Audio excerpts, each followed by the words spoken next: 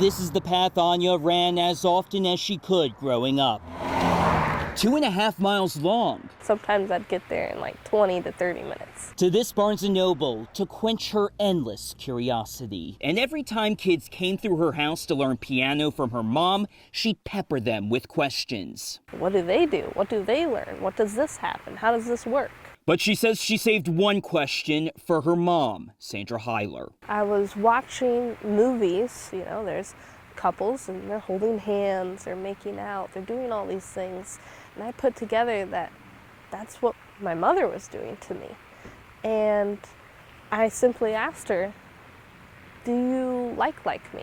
Since she was a toddler, Anya says her mom sexually abused her. Sandra Heiler is now facing multiple felony counts of second-degree sex offense and indecent liberties with a child. According to Anya and a former client, as well as court documents and online records, Sandra Heiler's been living here under the assumed name of Kiko Allo, teaching piano to children at Allegro Studios in South Charlotte. When her family moved here from Bend, Oregon, Anya says her mom told them they all had to change their names. She says her mom falsely accused their father of abuse. My father's this really bad man and we gotta go on the run now.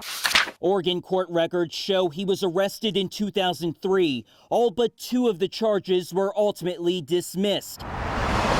In North Carolina, she says her mom told her because of her father, she couldn't attend school despite Anya's pleas to learn. She says the abuse continued at their new South Charlotte home, but as she took it upon herself to read and write, she says she kept on asking questions. Why did they leave? What was her father really like? After she was old enough to move out, she began searching for him and found him last August. And one of his first few questions was, did she abuse you?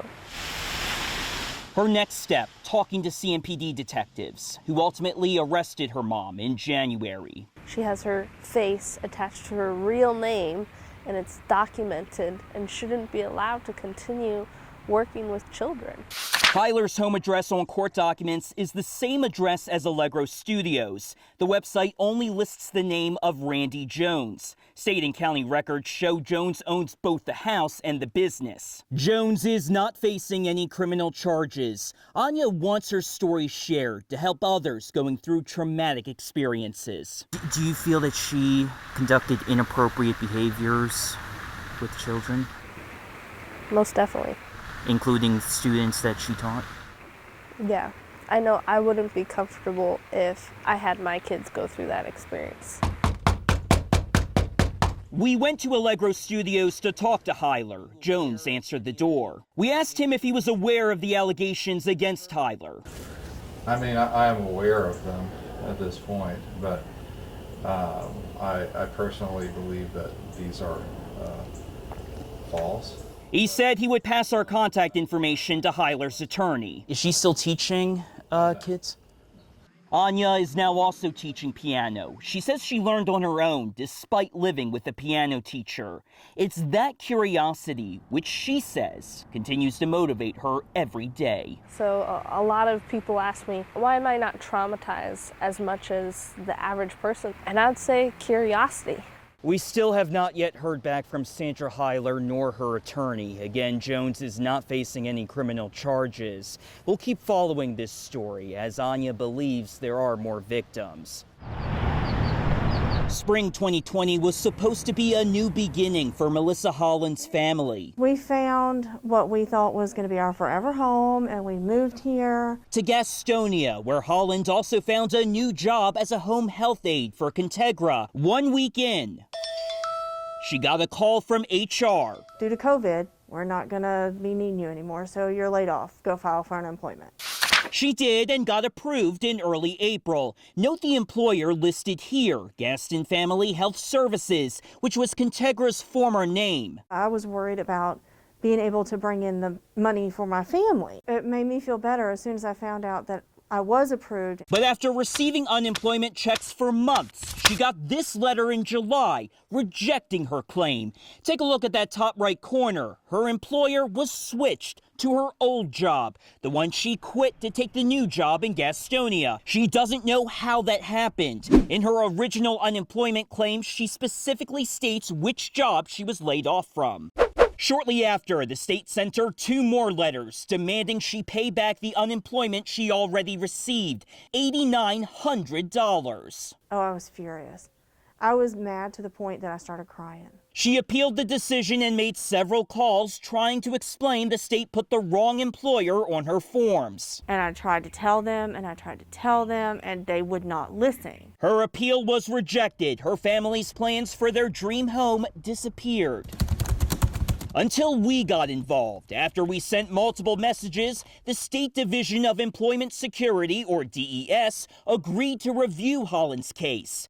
On March 12th, the state told her they made a mistake and she no longer has to repay anything. She says DES also deposited more than $2,700 to her bank account, money she says the state withheld last summer. I was like, holy cow. I was surprised. I was very, very surprised. With the state's repayment demand wiped out and the new money she received, Holland says her family can finally bring that dream of a forever home in Gastonia back to life. Holland says the state still owes her about $1,900 and will be following up to make sure she gets paid the rest of that amount. Well, Sarah and Fred, the road we're standing on, this is the center of the issue. It's a private road. The county does not maintain it. So anyone owning land here, from homeowners to Apple itself, they're responsible for maintaining the road as well as having access to it. And that maintenance, that's the issue. Neighbors say Apple isn't holding up their end of the bargain. Hans and Amber Alf knew when they bought this land, it would hold their forever home. We couldn't see any of our neighbors, complete privacy, and that's really what we liked out here. Until the chirping birds became beeping trucks. Yeah, we didn't know who was moving in, but we assumed that it was somebody rather large. They were correct. They found out their new neighbor was Apple, which chose Catawba County as one of its new homes for the iCloud. The Alfs say they didn't need an algorithm to figure out what was next. This process is going to be long and difficult. As Apple began pushing its construction closer to their home, the Alfs say contractors began hauling in equipment through their community's one-lane road. We felt their construction trucks were too large, too heavy, too many to be driving down there without doing major damage, and they did do major damage. They say the trucks and water runoff from the construction site is turning their road into a muddy mess, frequently flooding when it rains. One neighbor tells me the flooding washes out his driveway and causes water to pond around his home's foundation. But it's not just quality of life families here are worried about, it's also their safety. Andrea and Scott Flory live just east of the site. They say construction trucks race past their home going well above the speed limit, which in turn makes their hearts race every time their 2 children board the school bus. They do stop, but that's always my concern. Are they going to really see it? Are they understanding that this is a area that people live and have a life? You know, that this is not just a construction zone. Like the families before them, Apple chose this land to be its forever home. The Alfs, the Florys, accept that. They know the company isn't going anywhere. They just want them to be good neighbors. Please be respectful. I mean, this is our home. Neighbors tell us Apple's contractor had promised to fix this road, but they say nothing's been done. We reached out to Apple asking for a statement. They emailed us back, which mainly touted the facility's benefits, didn't directly address neighbor complaints, though. Since we've done this story, the Alfs say Turner Construction, the contractor, has reached out to them to reaffirm their commitment to fixing this road.